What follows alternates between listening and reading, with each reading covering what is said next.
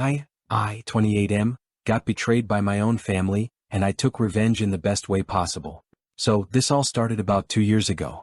My family and I were always close, or so I thought. My parents raised me and my younger brother, let's call him Jake, 26M, in a small, tight-knit town where everyone knew each other's business. Growing up, Jake and I were inseparable, but as we got older, things changed.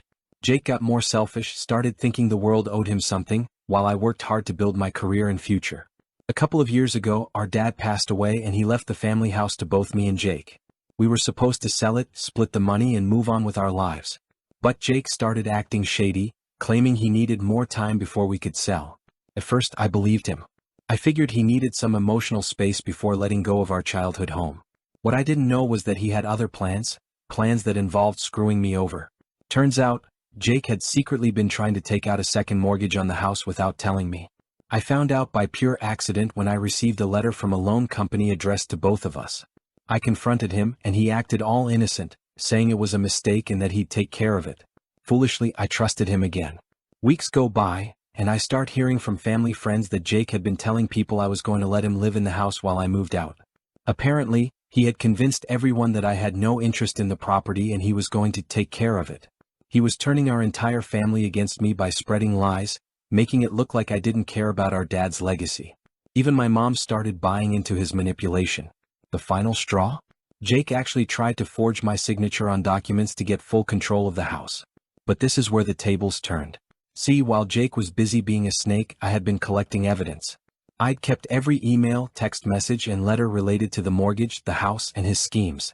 I also had a lawyer friend who helped me quietly file a lawsuit for fraud and forgery. When the time came for revenge, I didn't just go after him quietly. I exposed everything. I invited our entire family to a family dinner at my place, including Jake. Little did he know, I had printed out all the proof of his betrayal, including the forged documents. Midway through the meal, I stood up, thanked everyone for coming, and dropped a bombshell. I pulled out all the paperwork and laid it out in front of everyone. Jake's face turned white as a sheet. I explained how he had tried to cut me out of my inheritance, forge my signature, and lie to everyone. My mom, who had been defending him, was in tears. The rest of the family sat in shocked silence. Then I delivered the final blow. I informed everyone that I had taken legal action, and the house was now going up for sale immediately. No more waiting around for Jake to make up his mind. And since I had caught him red-handed with forgery and fraud, he wasn't getting a single penny from the sale. The house was sold a few months later and I walked away with the entire profit. Jake tried to apologize, but it was too late. His reputation in the family was destroyed, and he had no choice but to move out and start over with nothing.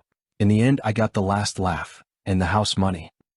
Update: I, 28M, got betrayed by my own family, and I took revenge in the best way possible. I thought taking the house and exposing Jake would bring some sense of closure, but honestly, that's when things got really messy. After I dropped the bombshell at the family dinner, the room erupted. My mom, who had been firmly on Jake's side, was the first to break down. She sobbed uncontrollably, saying she couldn't believe Jake would do something like this. But here's the thing, I could tell she was still holding on to the idea that I might have blown things out of proportion. She wanted to believe Jake had somehow gotten in over his head and didn't mean to hurt me. Jake, though. He sat there in stunned silence for a good minute. Then he tried to pull the classic, "I'm the victim here," routine. He started yelling, saying I had turned the family against him, that I didn't care about his struggles.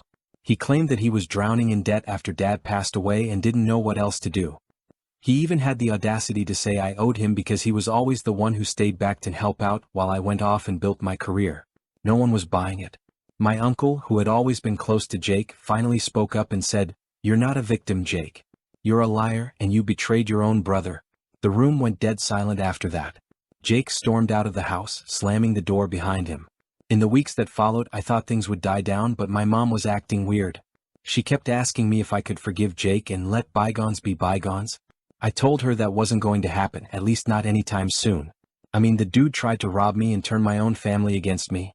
But my mom just didn't seem to get it. She kept saying that family is family and that I shouldn't let money ruin our relationship. One day, she called me over to her house and tried to convince me to give Jake a share of the money from the house sale, just a small amount to help him get back on his feet. I couldn't believe what I was hearing. After everything, she was still trying to bail him out. I snapped. I told her flat out, "Mom, Jake didn't just betray me. He betrayed you too. He was ready to lie, steal, and destroy everything Dad worked for. How can you still defend him? She started crying again, but I couldn't feel sorry for her anymore. I was done being manipulated. Then the real kicker, I found out Jake had been staying with my mom this whole time, and she had been giving him money behind my back to help him out because he was too ashamed to ask me directly. She had been covering for him while I was out here thinking he was learning his lesson. That was the final straw. I told my mom I couldn't trust her anymore, not after she continued to choose Jake's side despite all the proof of what he had done. I told her I needed space from her, from Jake, from everything. For months I went no contact with both of them. I wasn't sure if I'd ever speak to them again, and honestly, I was fine with that. I started focusing on myself, my job, and my own life. I didn't need the drama or their excuses anymore. Then, a few months later, Jake reached out to me. It wasn't an apology though, not a real one. He sent this long-winded message about how things got out of hand and how he never meant for it to go that far, but it still sounded like he was playing the victim. He didn't even acknowledge the damage he'd caused, just kept saying how hard things were for him. I ignored him. I wasn't interested in hearing more excuses. But something changed when I talked to my uncle again. He told me that Jake had spiraled hard after the lawsuit. He lost his job, fell into more debt, and was barely scraping by. Apparently, he was couch surfing with friends and Mom had cut him off financially after our blowout. Part of me felt, I don't know, a flicker of pity, but that feeling was drowned out by years of resentment and anger. I had offered Jake so many chances to make things right and he threw them all away. I wasn't about to save him from his own mess. A year after all of this, the house money is in my pocket and I've built a good life for myself. Jake. He's still trying to piece together the wreckage. Mom and I are on speaking terms again, but it's not the same. There's a distance that wasn't there before, and I don't know if it'll ever fully heal. The sad truth? Sometimes revenge doesn't feel as satisfying as you think it will because in the end you lose more than just the person who betrayed you, you lose a piece of yourself. But looking back, I don't regret it. I did what I had to do. Jake played the game and he lost. And if that makes me the bad guy, then so be it.